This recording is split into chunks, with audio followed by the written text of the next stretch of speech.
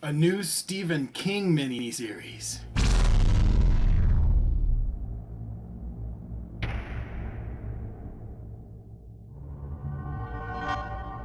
Hey everybody. So a new miniseries based on Stephen King's novel 11/22/63, also called 11/22/63, which you should know, but it stands for November 22nd, 1963. Is going to become a miniseries with executive producer J.J. Abrams, and it will be a Hulu original miniseries. So this is interesting that Hulu is getting in to the game with Netflix. Now, Amazon recently failed with some of their stuff, and that they were doing. I think they were going a little too much, spending too much money for things instead of content.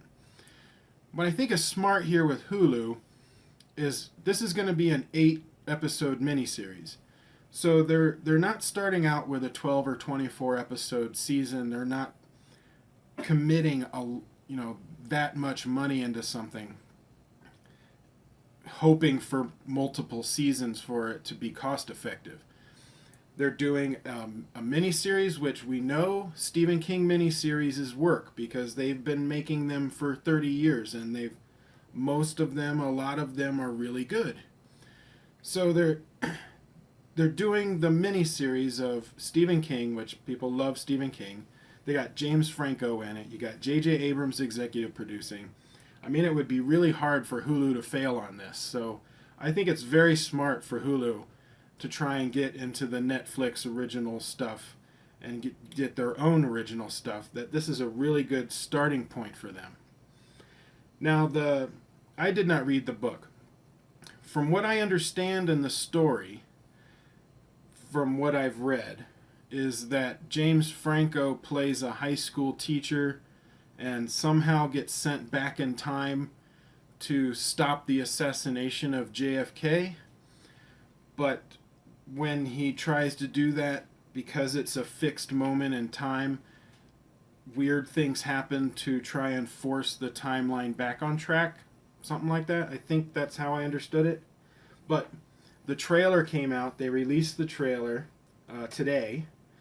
And I saw that it was released earlier, but I was stuck at work.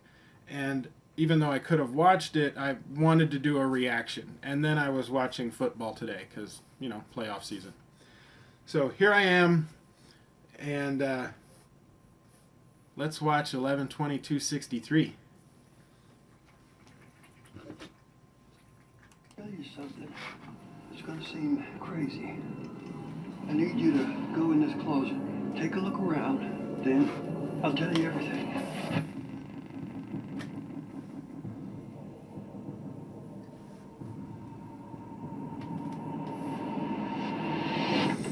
That was 1960. I need you to go back there to prevent the assassination of John F. Kennedy. What a strange premise, but intriguing. I'm out of town, am I right?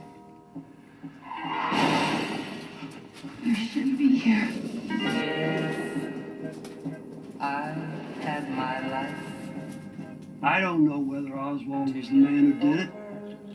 You'll figure out the rest when you get there. You see, the past doesn't want to be changed. When you're close to changing something, you feel it push back. Last thing you can say about killing a man is that it's brave. Mr. Emerson, this is Miss Stonehill. She's starting over. When rules are broken, there's a price. Price must be paid to set things right. CIA's pulling the trigger. What do we do now? Then you kill Oswald. Everything you say is a lie.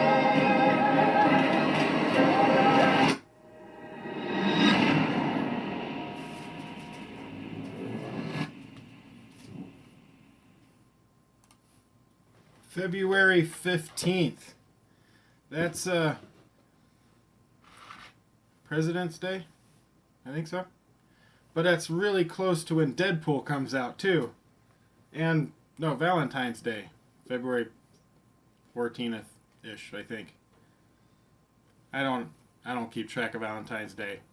I'm single, obviously. But yeah, February 15th, great. That's really close. I like that. Couple of things that I was thinking about while watching the trailer is it makes a lot of sense to have this, because you could make this storyline for any time period, because the idea of the story is that time doesn't want to get changed. And so all the weird stuff that happens, you can do that for any moment in time. But what I like about them doing it for JFK's assassination is because it's one of the really big conspiracy theory subjects. So there's a lot of leeway on what you can do with the story, because you can use some of those conspiracy theories along with your story. I mean, it is a sci-fi after all. You can pretty much say whatever happens, happen. So you don't know if,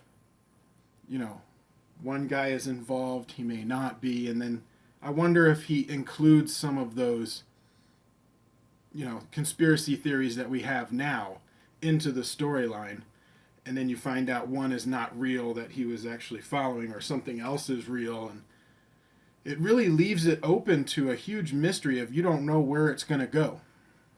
And I like that. I think that's really smart. The look of it looks really good, like the production value. Now, I've said this in previous videos, but I'm a sucker for period pieces. I absolutely love it when they have something happen in a different era than present day, because I like seeing what it would look like in that time period. I especially like stuff pre-1950, because all of the things that you see, except for big screen movies in Technicolor back in the 30s and 40s, everything was black and white. And so to see something during that time period in vivid color, I really love that. It makes it feel more real to me, So I love period pieces. And I like Stephen King. I love the miniseries. I actually liked the miniseries of The Shining more than I liked Kubrick's movie. I know that's sacrilege to a lot of Kubrick fans, but I thought it was a better story. And I'm excited. I'm ready to do it. I'm going to review it when it comes out. So what did you guys think? Do you want to see this? Do you not even care? Tell me what you think. In the comments below, we'll discuss. Like, share, subscribe, tell your friends, and I will see you guys on the next video.